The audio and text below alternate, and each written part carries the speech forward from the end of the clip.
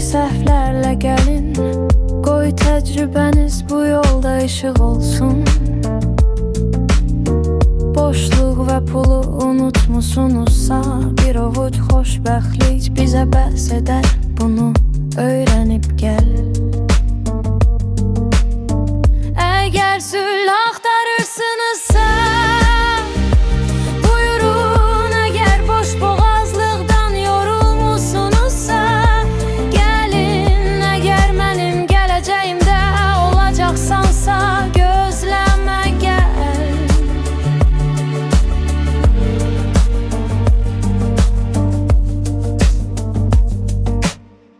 Sahiplik qaydadır, bəli sevgi budur. Amma bil ki, sən də buraxmalısan. Birini xoşbəxt etmək üçün xoşbəxt olmalısan.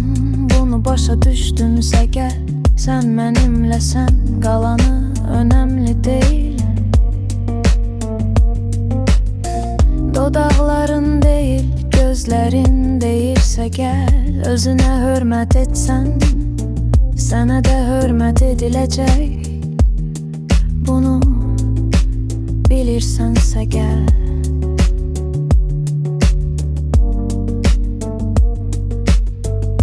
Əgər sülh axtarırsınızsa, buyurun. Əgər boş boğazlıqdan yorulmusunuzsa, gəlin. Əgər mənim gələcəyimdə olacaqsansa, gözləmə gəl.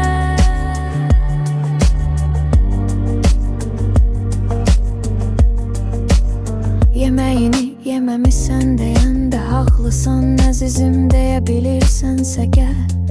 Qısqanclığınız orta səviyyədədirsə və sevgiyə sevgi qatmağa kifayət edəcəksə, buyurun. Susmaq və küsmək əvəzinə səhərə qədər mübahisə etdirdən sonra cəsarətlə gəl ki, haqlısan.